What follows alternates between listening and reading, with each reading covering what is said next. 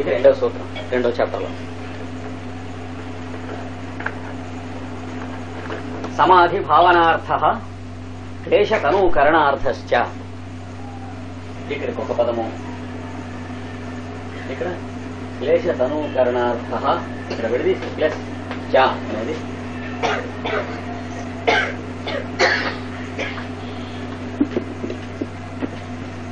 ఈ పై చెప్పినవి క్రియాయోగము ఆచరిస్తే ఏమొస్తుంది? ఈ మూడును అంటే తపస్సు, స్వాధ్యాయము, ఈశ్వర ప్రణిధానము చేస్తే. సమాధి భావనార్థ, సమాధి అని చెప్పాడు కదా ఇది కిందటి సూత్రం. సమాధి అంటే ఆయన దేని గురించి చెబుతున్నాడో మనకు కొద్ది గొప్ప బోధపడేటప్పటికే టంగు తెగిపోయాయి కదా.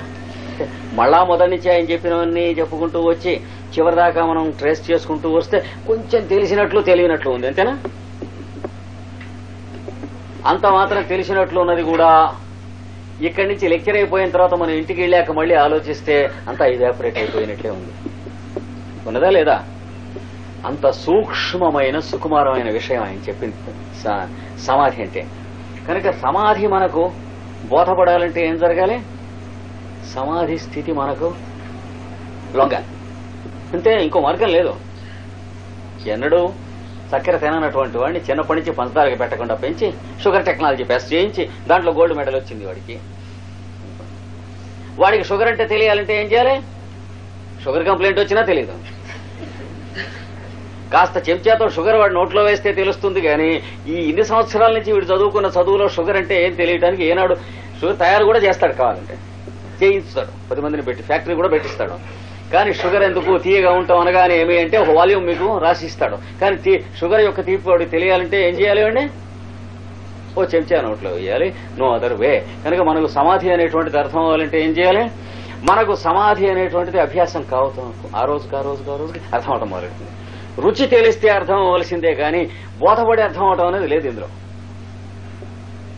ఎందుకంటే it is a state to be attained తప్ప it is something to be experienced and learned అనేది అబద్ధం.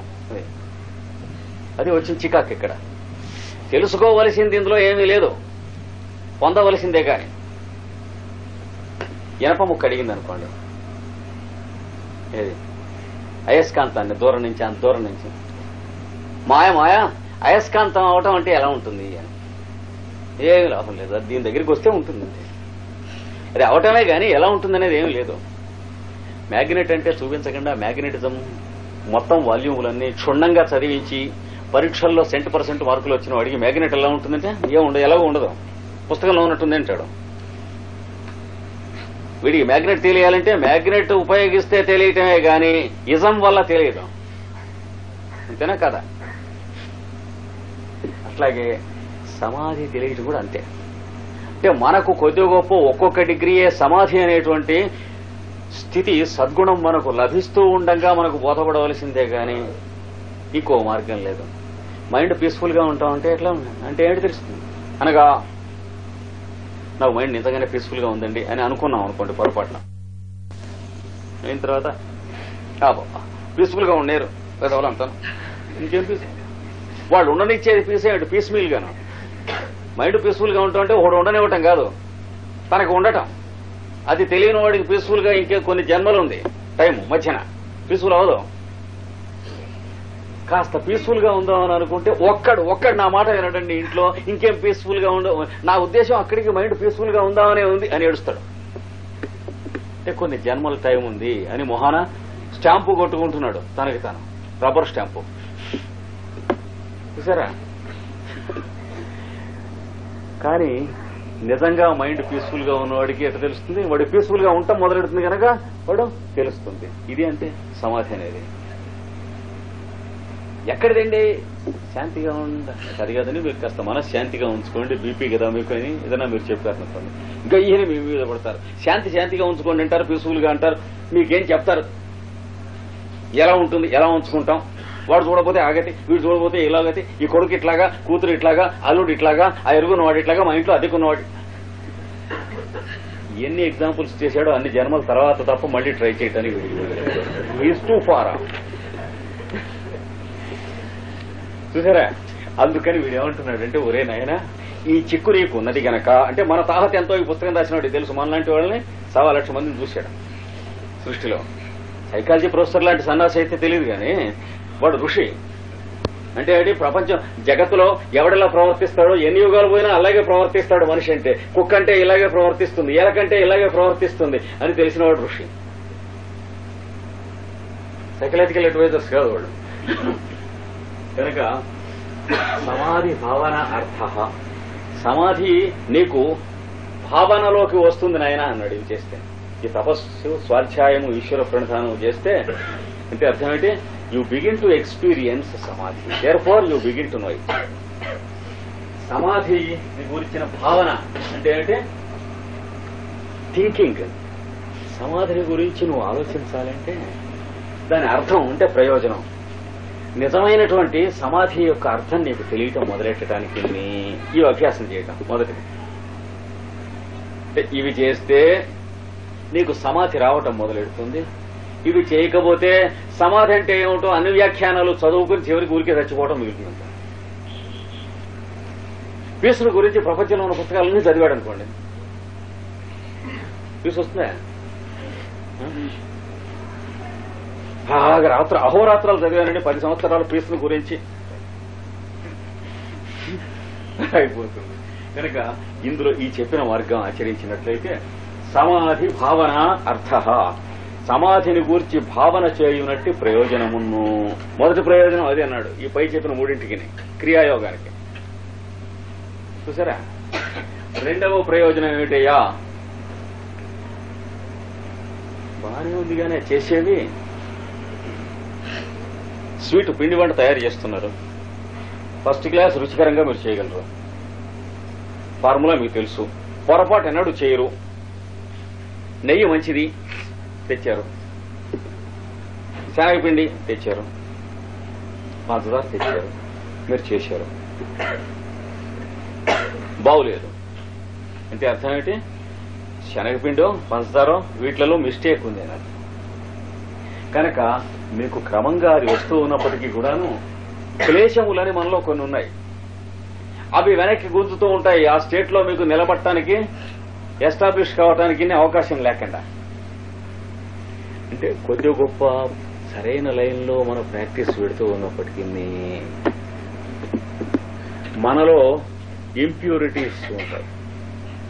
ఆ ఇంప్యూరిటీస్ వల్ల మనం ఎంత మంచి వంటకం తయారు చేయగలవాడు అయినప్పటికీ కూడాను ఇచ్చిన పదార్థములు ససి లేకపోతే మీరు చేస్తే ఏం రుచిగా ఉంటుంది? చీకట్లో గోధుమ పిండి అనుకుని మైదా పిండి కలిపి పూరీలు చేశారు, రబ్బర్లు అవుతాయి. ఆయనకి పూరీలు చేయటం రాదని అర్థం కాదు, పిండి అడిచినట్టుంది అని అర్థం. కనుక పైన పూరీలు చేయటం రావటానికి ఈ కింద పిండి జాగ్రత్తగా బాగు చేసుకుని ఇంప్యూరిటీస్ లేకుండా బియ్యంలో బెడ్డలు ఏరి పారేసుకుంటానికి క్లేశ తనూకరణార్థశ్చ, క్లేశముల యొక్క తనూకరణం అంటే నశించిపోవునట్లు చేయుట, అర్థము అంటే ప్రయోజనమును. క్లేశములంటే ఏమిటి? Afflictions of temperament. సైకలాజికల్ గా ఇవి తీసేయటానికి వీల్లేదు, పోవు. సైకలాజికల్ వే పోయి చావు. ఇంకా డీపర్ టెంపరమెంటల్ ఎక్కడిపోతాయి. మెంటలే బాగుంటే టెంపరమెంటల్ ఎక్కడికి పోతాయండి? ఇంటి మసీయే కష్టం అంటే ఇది ఒంటి మసి బాగా పోయేది కాదు. క్వశ్చన్ పోవు. ఇప్పుడు మంచుగడ్డ మీద సిరా బారపోసాడు కుర్రాడు, చెప్పాం కదా. ఏం చేస్తే పోతుందంటే కడిగితే పోతుంది. అలా కాకుండా మంచుగడ్డ తయారు చేయడం కోసం నీళ్లు పెడితే మీరు అందులో సిరా పోసాడు వాడు, మీరు చూసుకోకుండా గడ్డ చేశారు. ఇప్పుడు ఈ గడ్డకి రంగు ఎప్పుడు పోదు.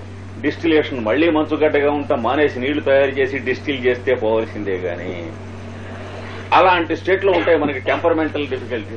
అవి పోవటానికి పనికొస్తాయి ఈ పై చెప్పిన మూడును. మీలో distillation process of your consciousness వస్తుంది దీంట్లో. ఏమండి, బకయంత్ర విధానం వచ్చే నీళ్లు బురదలుగా పాడైపోయిన ఉంటే స్వచ్ఛమైన నీళ్లు దాంట్లోంచి తీసేటువంటి విద్య ఎలా అయితే ల్యాబొరేటరీలో నేర్చుకుంటున్నారో, మీరు మీ ఎమోషన్స్, కామక్రోధాలు, రాగద్వేషాలు మొదలైనటువంటి పూర్వకర్మ వాసనలతో కలిసి కల్తీగా కంపు కొడుతూ నీ స్వభావం ఉంటే కంపులు అక్కడే ఉంచి నీళ్లు స్వచ్ఛంగా మేఘాల్లోకి ఎట్లయితే పెడుతుందో అలా మీరుగా ఫిల్టర్ అవటానికి పనికొస్తాయి. చూసారా? ఇది క్లేశ తనూకరణార్థ. సమాధి అంటే ఏమిటో మీకు అనుభవానికి రావటం మొదలు పెడుతుంది ఒక ప్రయోజనం, మొదలు పెట్టింది నిలవదు యోగాభ్యాసం. దాని టేస్ట్ తెలిసిన వాడికి నిలుస్తుంది. కానీ ఎంతసేపటికి పరిశ్రమ చేస్తున్నట్టు అంటే 25 చేసినా 7 చేసినా 30 ఏళ్ళు చేసినా వదిలేయాల్సింది. కానీ ఏం గతి లేదు. చుయి తయ్యి లేదండి 10 ఏళ్ళు చేశా అంటాడు. ఎందుకంటే చుయ్యలేదు తయ్యలేదు. వాడు చేసిన మార్గం రైట్ కాదు. వాడిని ఏవైతే నయనా బుద్ధిపూర్వకంగా కోఆపరేట్ చేసుకోరా నీకు అన్నాడో అవి వదిలిపెట్టి మిగతా రూల్స్ ఫాలో అవుతున్నాడు. రూల్స్ ఫాలో అయితే వచ్చేది కాదు. ఇది టెంపరమెంటల్ చేంజెస్ రావాలి కనుక ఆ మొదటిది సమాధి అనుభవానికి వచ్చేటువంటి పద్ధతిని. రెండవది క్లేశ తనుకరణము. క్లేశములు మొట్టమొదటి ఏం చెప్పాడు? చిత్తవృత్తులన్నీ 5. ఎన్ని రకాలుగా ఉంటాయి? క్లిష్టాహ అక్లిష్టాహ. క్లేశములతో కూడినవి కొందరికి ఉంటాయి, క్లేశములతో కూడకుండా కొందరికి ఉంటాయి. నీ స్వభావంలో టెంపరమెంటల్ గా ఎఫ్లిక్షన్స్ ఉంటే క్లేశములతో కూడి ఉంటాయి, లేకపోతే క్లేశాలు లేకుండా ఉంటాయి అన్నాడు. కనుక ఇదివరకు 2 చోట్ల ఈ క్లేశములు అనే పదం వాడాడు. ఇక్కడ 3వ చోట వాడాడు. మరి క్లేశములు అనే పదం ఏమన్నా చెబుతావా చెప్పవా అయ్యా? అసలు క్లేశముల యొక్క స్వరూపం ఏమిటో 3వ సూత్రం నుంచి రేపు కాదనుకుంటాను, సోమవారం నాడు చూస్తాడు. అది క్లేశములు అంటే ఏమిటో అక్కడ నిర్వచనం వస్తుంది. స్వస్తి ప్రజాభ్య పరిపాలయంతాం న్యాయేన మార్గేణ జీవమహీషాః గోబ్రాహ్మణేభ్య శుభమస్తు నిత్యం లోకాః సమస్తాః సుఖినో భవంతు. క్రియాయోగము అని చెప్పబడేటువంటి తపస్సు, స్వాధ్యాయము, ఈశ్వర ప్రణిధానము అను 3 అంశముల యొక్క ప్రయోజనాన్ని మనకు వివరించారు. 2 ప్రయోజనాలున్నాయని చెప్పారు. సమాధి భావన, దాని యొక్క అర్థము లేక ప్రయోజనము 2 తెలుస్తాయి. సమాధి అనేటువంటిది పేరు తెలియటం కాకుండా సమాధి అంటే ఏమిటో తెలియటం మొదలు పెడుతుంది. సమాధి భావనార్థ అన్నాడు మొదటిది. రెండవది క్లేశ తనూకరణార్థశ్చ. క్లేశములు తనూకరణం అంటే క్రమంగా కృషించి సన్నగిలి మాయం అయిపోతాయి. తనూకరణము అంటే కృషించుట, నశించుట అని 2 అర్థాలున్నాయి. మనలో ఉన్నటువంటి క్లేశములు కృషించుట, నశించుట. ఇక్కడ 2 విషయాలు. సమాధి అనేటువంటిది స్థాపింపబడుతుంది మనలో. అంటే చిత్తవృత్తి నిరోధము సంపూర్ణంగా కలిగినప్పుడు ఆ స్థితిని సమాధి అంటారు. యోగాభ్యాసానికి అదే పరమావధి కనుక సమాధికి పైన ఇంకా ఏమీ లేదు. సమాధి సచేతనము గాని అచేతనము కాదు. సవికల్పము ముందు వస్తుంది, తర్వాత నిర్వికల్పము వస్తుంది. కొంత చెప్పాడు, తర్వాత కూడా చెబుతాడు. నిర్వికల్ప సమాధి అనేటువంటిది కూడా అచేతనము కాదు, సచేతనమే. ఒకవేళ అచేతనం కనుక అయినట్లయితే అంత శ్రమ పడక్కర్లేదు, నిద్రే చాలు. సమాధియే గనక అచేతనం, అన్కాన్షియస్ స్టేట్ కనుక అయితే బయట ఉన్న ప్రపంచానికి నిద్ర ఉండంగా మనం అంత శ్రమ పట్టేందుకు సమాధి అనేటువంటి స్థితికి. అది చెప్పడం కోసం ఒక మాట రమణ మహర్షి గారు యోగాభ్యాసం చేస్తూ 10-12 ఏళ్ల నుంచి చేస్తున్న ఒక ఆయన అక్కడికి వెడితే ఆయన అడిగాడు, సమాధి రావాలంటే ఏం చేయాలండి? అదే వస్తుందని చెప్పాడు. మళ్ళా మధ్యాహ్నం అడిగాడు, సమాధి రావాలంటే ఏం చేయాలండి? వస్తుంది అదే అన్నాడు. మళ్ళా రాత్రి అడిగాడు, నవ్వాడు, ఏం చెప్పలే. మళ్ళా మర్నాడు ఉదయం అడిగితే నీకు ఇప్పుడే కావాలా అని అడిగాను. కావాలి. అలా అయితే సమాధి అంటే నీ ఉద్దేశం ఏమిటి, ఏం కావాలి నీకు అన్నాడు. అదంటే ఏమిటో తెలియని వాడికి అది వస్తుందా అని అడిగి ఏం లాభం?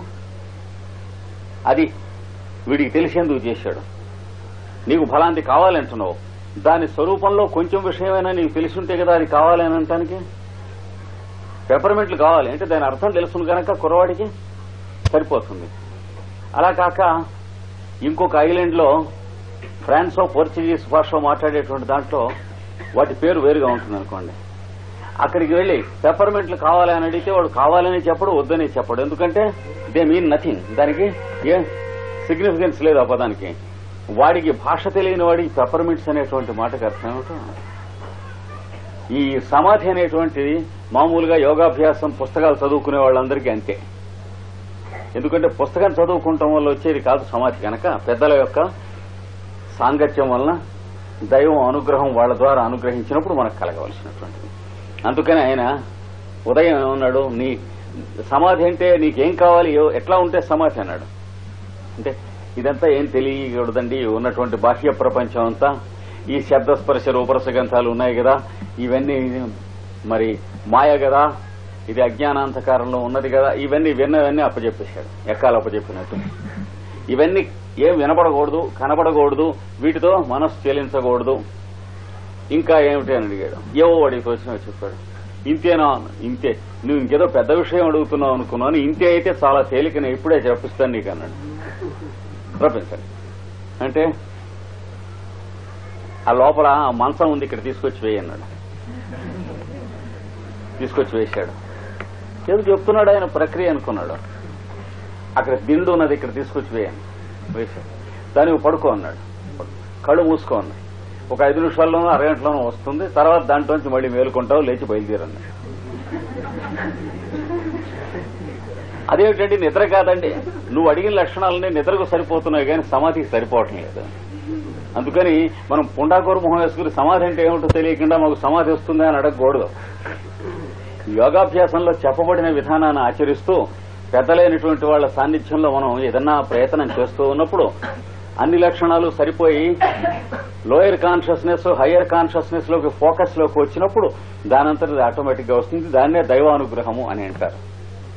అది వీడి ప్రయత్నం మీద పూర్తిగా ఆధారపడి లేదు. వీడి ప్రయత్నం లోయర్ హాఫ్ లో ఆధారపడి ఉంది. అంటే ఇల్లు అలకటం వరకు వీడి ప్రయత్నం, పండగ జరగటం వీడి ఇష్టం కాదు. అంటే అవన్నీ చేస్తే సమాధి రావచ్చు లేదా రాకపోవచ్చు. రావటానికి ఏమిటి కారణం అంటే వేరే కారణం. ఇవన్నీ ఎందుకు అంటే ఆ రావటానికి వేరే కారణం ఉన్నా కూడా రాకుండా అడ్డంకిస్తాయి ఇవన్నీ. అందుకని అవి లేకుండా తీసేయటం ఇల్లు అలకటం అంటే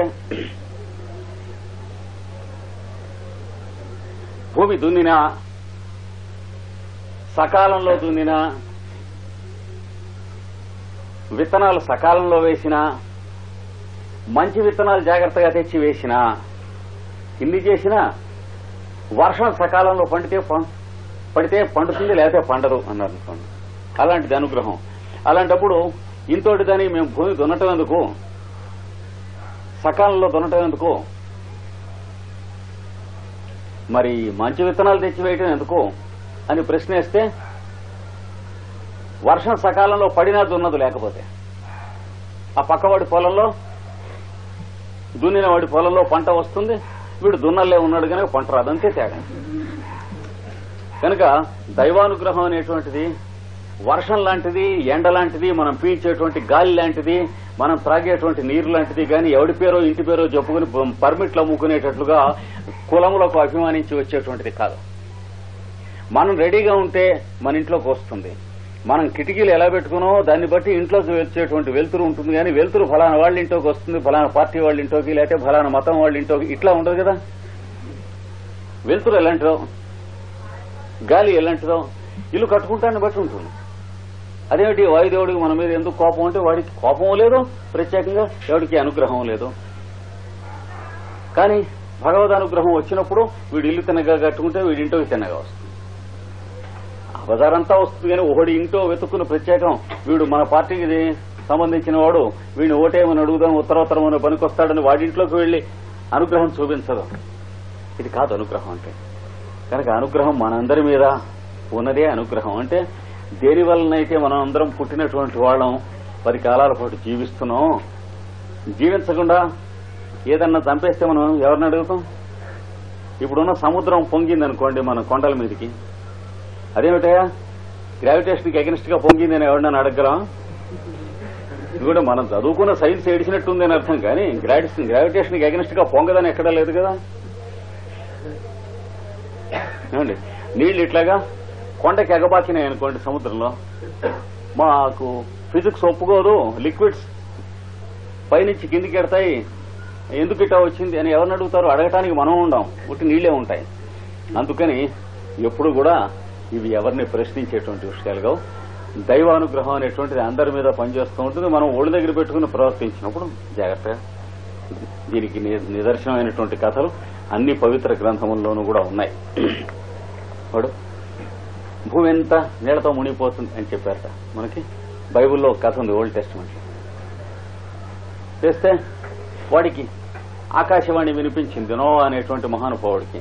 అంటే మన వైవస్వత మనువు యొక్క కథే వాళ్ళ భాషలో నోవా అంటారు.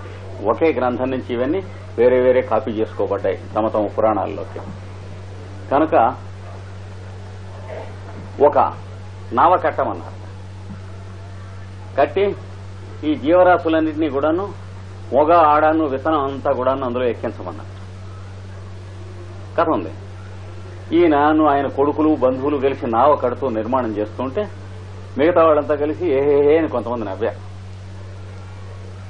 నవ్వి వరద వస్తే కొండెక్కి దాని పైన ఉంచోవాలి కానీ నావ కడితే ఏమొస్తుంది, కొట్టుకుపోతుంది అన్నారా లేదా? అంటే సరే వీడు లెక్క చేయలేదు, వాళ్ళని ఏమి నిందించను లేదు, తిరస్కరించను లేదు, వాళ్ళు వంక చూడటం కూడా తనకు చెప్పిన పని తను చేయటమే ఉద్దేశం. శమధమాది గుణ సంపన్నుడైనటువంటి వాడు ఎవరేమంటున్నారో అనేటువంటి పరిస్థితి ఉండదు. ప్రపంచంలో ఎవరు మన అన్యాయం చేశారు ఇలాంటి దుర్బుద్ధులు కలగవు. సరే అయిపోయింది. ఇంతలోకి వరద రానే వచ్చింది. వచ్చేటప్పటికి ఏమైంది, వీళ్ళంతా కొండెక్కారు, నవ్విన వారంతా. కొండెక్కితే ఏమైంది, కింది నుంచి నీళ్లు ఇట్లాగా కొండను ముంచుకుంటూ ముంచుకుంటూ వచ్చి శిఖరం మీదకి వచ్చేటికి అందరూ కూడా కెవ్వుని కేకబెట్టి చచ్చిపోయారు. కొండను ముంచేసింది. ఈ పడవలో ఎక్కిన వాళ్ళంతా ఏమయ్యారు, నీళ్లు ఎంత మట్టానికి పైకి లేచినాయో పడవ అంత పైకి లేచింది దానిపైన. అంటే మన బుర్ర కాదు ఉపయోగించవలసింది. అక్కడ ప్రకృతిలో ఉన్నటువంటి రహస్యాలకి శ్రద్ధాభక్తులు ఉపయోగించాలి. మన బుర్ర ఉపయోగిస్తే ఏమవుతుందో మనం బతికున్న నాళ్ళు తెలుస్తూనే ఉంది. ఏడుస్తున్నట్టుంటాయి మనం చేసే పనులు, అటు ఫలితాలు ఉన్నాం. అంచేత మన తెలివితేటలు ఎలాంటివో మనకి తెలిసి ఉండి కూడా చేయకూడదు. వాళ్ళతో వెళ్ళిపోయారు. వరద ఉన్ననాళ్ళు నీళ్ల మీద తేలింది ఈ పడవ. తర్వాత వరద దిగేటప్పటికి పడవ దిగింది, అందులో ఉన్న వాళ్ళంతా దిగొచ్చారు. ఇప్పుడున్న జీవరాశులంతా జంతువుల దగ్గర నుంచి, చెట్ల దగ్గర నుంచి, మనుషుల దగ్గర నుంచి ఆ వచ్చినటువంటి వారి సంతతియే అన్నటువంటిది సకల పురాణముల యొక్క కథ. ఇది క్రైస్తవ మతం గాని, హిందూ మతం గాని ఇలాంటి అల్పజ్ఞుల యొక్క కథలు కావు, ప్రపంచ సృష్టి కథలు. కనుక సమాధి అనేటువంటిది ఒక స్థితి వచ్చినప్పుడు సచేతనమే గాని అచేతనం కాదని గుర్తుంచుకోవాలి. స్థిరత్వం చెందినప్పుడు దాన్ని సమాధి అంటారు. అంటే వాతావరణం తన మీద పని చేయట ఎప్పుడు పనిచేస్తుంది, తాను చీకటిగా ఉన్నప్పుడు, నెగిటివ్గా ఉన్నప్పుడు ప్రతి చిన్న లైటు తన మీద దాని రంగుతో పడుతూ ఉంటుంది. కానీ తాను బల్బులాగా వెలిగింపబడినప్పుడు తనచే వాతావరణం ప్రభావితం అవుతుంది. అది సమాధి అంటే. మొదటిది నెగిటివ్ పోల్గా ఏడుస్తూ నవ్వుతూ బతుకుతూ ఉంటాం. అంటే ఒకరోజు అమావాస్య, ఒకరోజు పౌర్ణమి, మన మొహాన బోర్డు కట్టినట్టు ఉంటుంది. ఈ రెండవ దాంట్లో ఈ తిథులు మనకు సంబంధించినవన్నీ ఆ లోపల వెలుగుకి సంబంధించినవి కావు గనక లోపల నుంచి వెలుగు ఎప్పుడైతే బయలుదేరిందో అది మన తాలూకు కాదని తెలుస్తుంది. ఎప్పుడు కూడా పౌర్ణమి అమావాస్యలకు అతీతమైనటువంటి నిత్యమైనటువంటి ఒక ప్రజ్ఞానబడు వెలుగు తప్ప మరొకటేం ఉండదు. ఏమండి? అంటే శరీరం వదిలిపెట్టబోతున్నటువంటి కొద్ది క్షణాల ముందు వరకు ఆ వెలుగే ఉంటుంది, వదిలిపెడుతున్నప్పుడు అదే వెలుగు ఉంటుంది. రహస్యం ఏమిటంటే వదిలిపెట్టిన తర్వాత కూడా అదే వెలుగు, అదే ప్రజ్ఞ ఉంటుంది. ఎందుకు? వాడు శరీరం వదిలిపెడతాడు కానీ చనిపోడు. పోయేది శరీరం కానీ తాను కాదు. మిగిలిన వాళ్ళంతా పోయేది వాళ్ళు దేంట్లోకి, నిద్ర లాంటి స్థితిలోకి. మళ్ళీ ఇంకో శరీరంలో మేలుకునేదాకా అజ్ఞానంలో ఉంటారు. ఇది తేడా. కనుక రెండు రకాలు. చనిపోయేవాళ్ళు కొందరు ఎక్కువ మంది, శరీరాన్ని వదిలేవాళ్ళు కొందరు తక్కువ మంది. అంటే శుకయోగీంద్రుని ఉపదేశం చేత పరీక్షిత్తు మొదలైనటువంటి వాళ్ళు పొందినట్లు ఏను మృతుండనవుదనని అని ఏడుస్తూ చచ్చిపోయేవాళ్ళు కొంతమంది.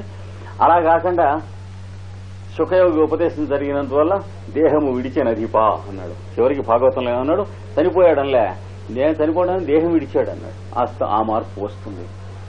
ఆ మార్పుతో వచ్చిన తరువాత శరీరంలో ఎంతకాలం అయితే జీవిస్తారో అంతకాలమును వాడున్న స్థితి పేరు సమాధి అని అంటారు. కనుక అది సచేతనం. సమాధి భావన కలుగుతుంది, అర్థము అంటే దాని ప్రయోజనం జరుగుతుంది. ఒకటిని. రెండవది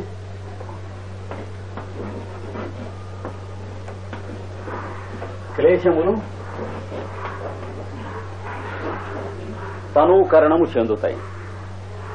అంటే క్రమంగా కృషించి నశించిపోతాయి క్లేశములు అనబడేటువంటి. సమాధిని మనం ఏమంటున్నాం ఇంగ్లీష్ లో? అటైన్మెంట్. ఏమిటి అటైన్మెంట్? ఇది బయట వస్తువు కాదు, అయామ్ అనేది. దీన్నే ఇదివరకు అక్కడ ఏం చెప్పాడు? తస్య వాచక ప్రణవ, ఓం అనేటువంటిది కంఠంతో తనకి బయట చుట్టుపక్కల ఉన్న వాళ్ళకి వినిపించేటట్లుగా ఉచ్చరిస్తూ తాను దాన్నే వింటూ ఉన్నప్పుడు ఏమవుతుందన్నాడు? ప్రత్యక్ చేతన అవబోధ. తన చేతనం ప్రత్యక్ అంటే ప్రత్యక్షం అవుతుంది. అంటే తాను తనకు ప్రత్యక్షం అవుతాడు. అంతవరకు ఏమవుతుంది? మనకు ప్రతివాడికి ఎదటివాడో గుంజో గోడో గుదికర్రో మరి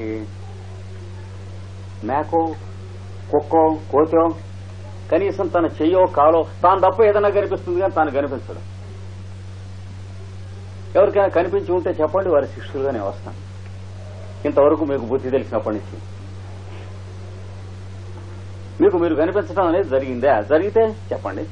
పతంజలి చెప్పింది అదే.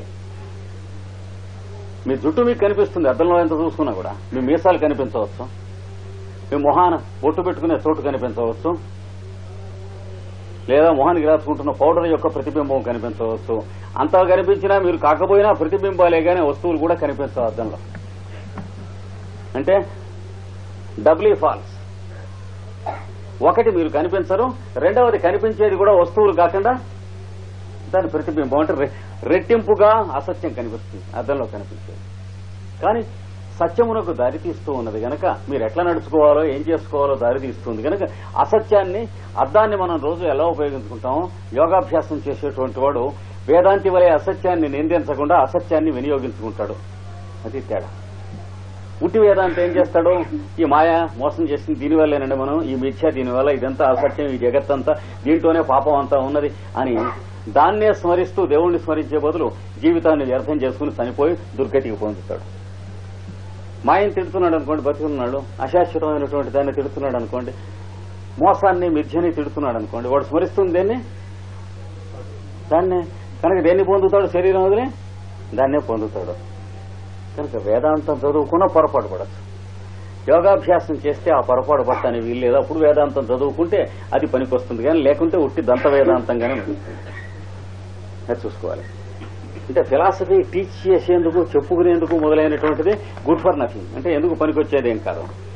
ఆచరణీయమైనటువంటి పెద్దలు చెప్పినటువంటి మార్గాలు మనం పెడుతూ ఉంటే మనకు తెలిసేటువంటి రుచి, దాన్ని గురించి సూచన ఇచ్చి వివరించేది నిజమైనటువంటి వేదాంతం. అప్పుడు పనికొస్తాయి ప్రతివాడికి వాక్యాలు. భగవద్గీత గాని, బ్రహ్మసూత్రాలు గాని, ఉపనిషత్తులు గాని, భారత భాగవత రామాయణాల్లో ఏం చెబుతున్నారో గాని అప్పుడు పనికొస్తాయి. గాని అంతవరకు మనం చదువుకుని ఎంత తెలివిగా చదువుకున్నా ఇక్కడ కృష్ణుడు ఇలా సమాధానం చెప్పాడే అని ఒకడు అడగటానికి, అక్కడ దుర్యోధనుడు అన్న దాంట్లో తప్పే ఉంది అని ఇంకోటి అడగటానికి, ఇట్లాంటి సాగు తెలివితేటలకు పనికొస్తాయి కానీ మరో దానికి పనికిరావు. అది జాగ్రత్తగా గుర్తుంచుకోవాలి. అంటే తెలివి వక్రంగా ఉపయోగించడం అనేటువంటి దానికి పనికొస్తాయి. ఇది మొదటిది attainment. Attainment of one self. అంటే ఐఆమ్ అనేటువంటి దాన్ని అటైన్ అవటం, తనకు తాను అటైన్ అవటం అనేటువంటి. రెండవది క్లేశములు తొలగుట. క్లేశములు అంటే ఏమని చెప్తాం? ఎఫ్లిక్షన్స్. ఎక్కడేవి? ఆఫ్ ది మైండ్ కాదు. చాలా మైండ్ తొలగాలంటే చాలా తేలిక, ఒక 10-30 సంవత్సరాల్లో తొలగించుకోవచ్చు మార్గం తెలిస్తే. అలా కాకుండా మన తెలివితేటలు, బుద్ధి మొదలైనటువంటి వాటి తొలగాలంటే కొంచెం శ్రమపడి ఒక 2-3 జన్మల్లో తేల్చుకోవచ్చు. Afflictions of temperament. చచ్చినా గీ పెట్టినా తొలగవు ఈ ఒక్క మార్గాన్ని పెడితే తప్ప. అంటే మన తరహాలో, మన స్వభావంలో ఉన్నటువంటి ఏవైతే మనని బాధ పెట్టేటువంటి లక్షణాలు ఉన్నాయో అవి తొలగవాలనంటే ఏ శాస్త్రం లాభం లేదు, సైకాలజీ లాభం లేదు, సైకాలజీ ప్రొఫెసర్ లాభం లేదు, అడ్వైజర్ లాభం లేదు, డాక్టర్ లాభం లేదు, లీడర్ లాభం లేదు, లాయర్ ఎవరు లాభం లేదు. ఒకే ఒక్క పద్ధతి ఉంది, అది చెబుతున్నాడు. ఇంకో పద్ధతిని పెడితే మన స్వభావంలో ఉన్నటువంటి మార్పులకు, అంటే మోసములకు, వక్రతలకు, వ్యాధులకు, భవరోగ వ్యాధులు అంటారు, వాటికి చికిత్స దొరకదు ఎక్కడ దొరకదు. కనుక ఎఫ్లిక్షన్స్ ఆఫ్ టెంపరమెంట్ అని మనం అనువాదం చేసుకోవాలి. దీన్ని టెంపరమెంటల్ డిఫెక్ట్స్ ను తొలగించేటువంటి సైన్స్ ఇంతవరకు ఏ మెడికల్ కాలేజెస్ లోనూ చెప్పలేదు, ఏ యూనివర్సిటీలోనూ, సైకాలజీలోనూ ఏ ప్రొఫెసర్స్ కి తెలియదు ఇంతవరకు దానికి సంబంధించినటువంటి గ్రంథం అంటూ. ఒక యోగ శాస్త్రాన్ని చెప్పినటువంటి ఋషీంద్రుల యొక్క గ్రంథములు 3, 4 తప్ప ప్రపంచంలో కాగడా వేసి గాలించినా ఎక్కడా కనపడలేదు. కనపడ్డాయని మీరు చెబితే మీ దగ్గర శిష్యుడై నేను వచ్చి నేర్చుకుంటాను. ఏమి సందేహం లేదు, సిద్ధంగా ఉండే చెబుతున్నాను. ఎందుకంటే మన దేశంలో ఒక చోటే కాదు, ఇన్ని దేశాల్లోనూ ఈ ముక్కలు చెబుతూనే ఉన్నాను. ఎంతగా మొనగాళ్లు ఉన్నట్లయితే లేచేవాడు కదా ఎవడన్నా నా దగ్గర ఉంది నోరు మూయని.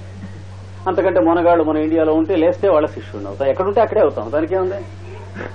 కనుక మనకు తెలిసినంత వరకు ఒక 3-4 గ్రంథాలు దాటి ఈ భవరోగ వైద్యం అనేటువంటి దానికి లేదు. కనుక uniquely psychological treaties, very rare psychological treaties, ఈ 2 వస్తాయి ఇప్పుడు చేసినటువంటి దాంట్లో. ఇది దేని వల్ల వస్తుంది అన్నాడు మొట్టమొదట, ఓంకారం చేస్తే కదా, చేయటం వినటం, ఈశ్వర ప్రణిధానం అనేటువంటిది. ఇది దేని వల్ల వస్తుంది అన్నాడు, క్రియాయోగం వల్ల. రెండింటికి 2 చెప్పారు. మొట్టమొదట ఈశ్వర ప్రణిధానం వల్ల ఏమొస్తుందని చెప్పాడు, ప్రత్యక్ చేతన అవగం.